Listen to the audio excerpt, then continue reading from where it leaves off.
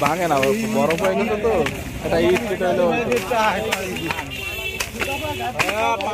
দেখেন ব্যথা পাবেন এই ভাই ব্যথা পাবেন পাওটাও কেটে দিতে হবে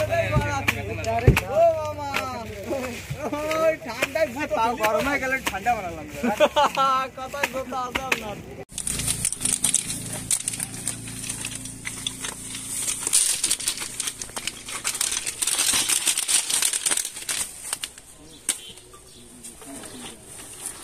আপনি কি মাল আইনে বিক্রি করেন নাকি ওনার প্রতিনিধি আপনি আইনে বিক্রি করেন ওনারা দেন